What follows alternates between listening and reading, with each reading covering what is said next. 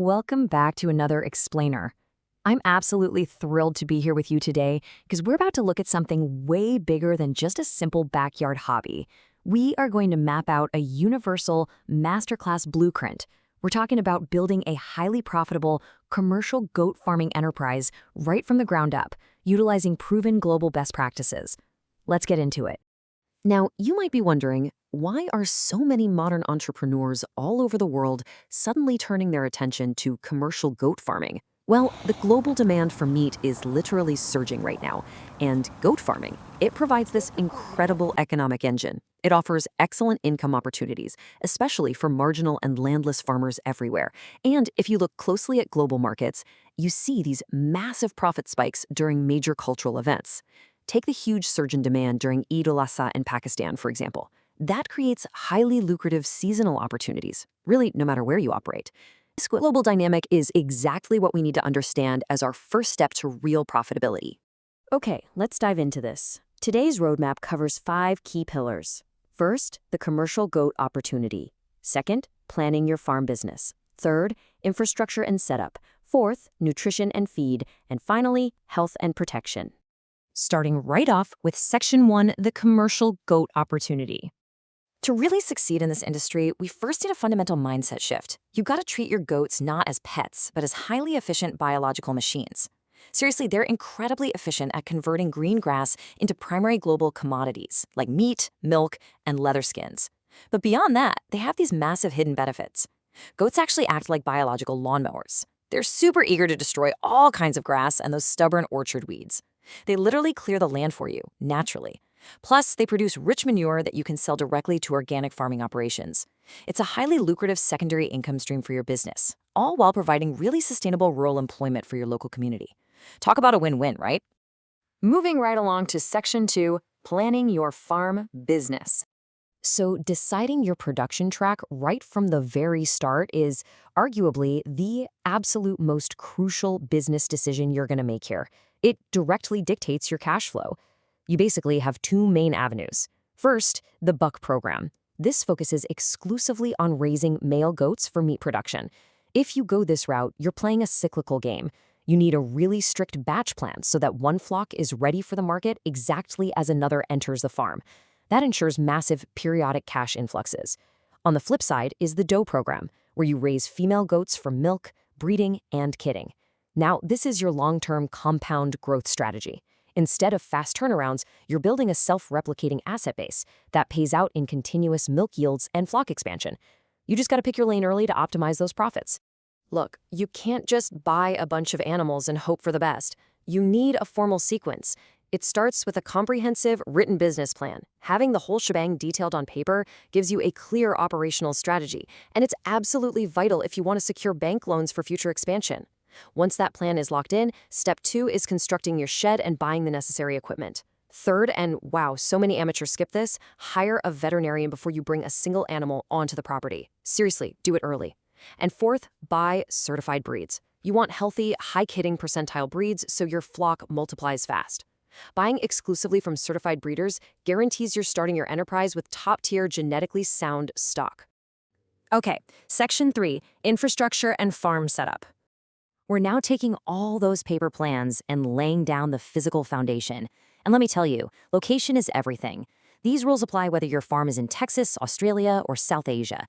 Your site absolutely must have clean water and proper ventilation. You also need a solid road approach and to be near local markets. This dictates how easy transport is going to be, and it dramatically cuts down your logistical overhead. And listen to this, fencing is mandatory. Predator threats are a universal agricultural challenge that can literally wipe out your profit margin overnight. You've got to have strong perimeters to block predators, like feral dogs or wolves, from getting anywhere near your valuable assets. 20 to 25. That right there is the exact square footage required per adult goat inside your shed. And guys, this isn't just a friendly suggestion. It's a strict biological requirement. Abundant airflow and dry, frequently cleaned floors are simply non-negotiable anywhere in the world. Here's the hard truth. If you pack your animals in tighter than this, or if you let the floors stay wet so ammonia builds up, your mortality rate is going to spike. It's that simple. Adequate space directly equals a healthy, profitable flock.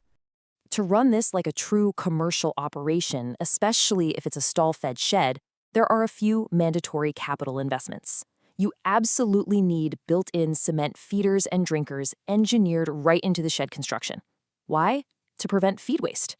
You're also going to need a grass cutting machine.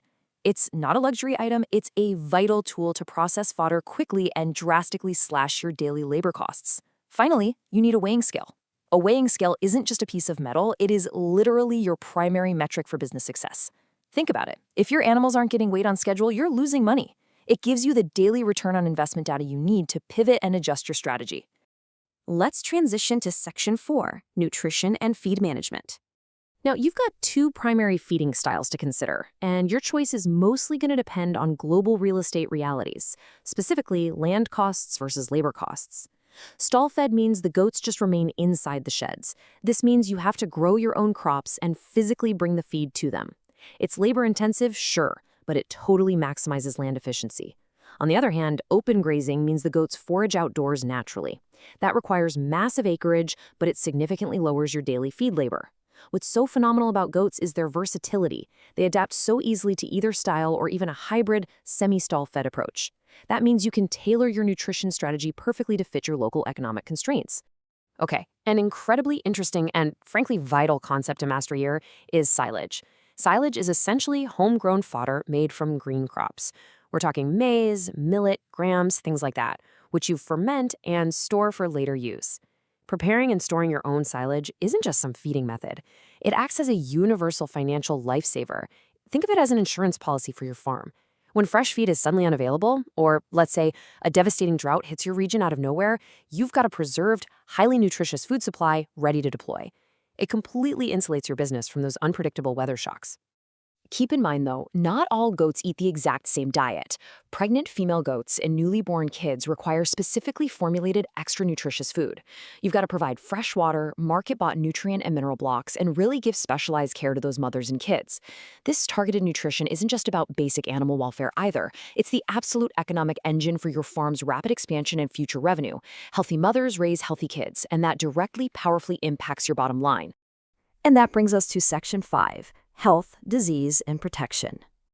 This is our final pillar. You've built the farm, you've fed the flock, and now you must rigorously protect your investment. You need to hire a veterinarian for weekly farm visits just to check for both seasonal and unexpected diseases. The protocol here is incredibly strict worldwide. If an animal shows even a hint of illness, you must immediately isolate them from the rest of the flock until they completely recover. Also, make sure you're regularly checking their weight and overall behavior. That way, you can spot potential outbreaks way before they spread and threaten your entire operation.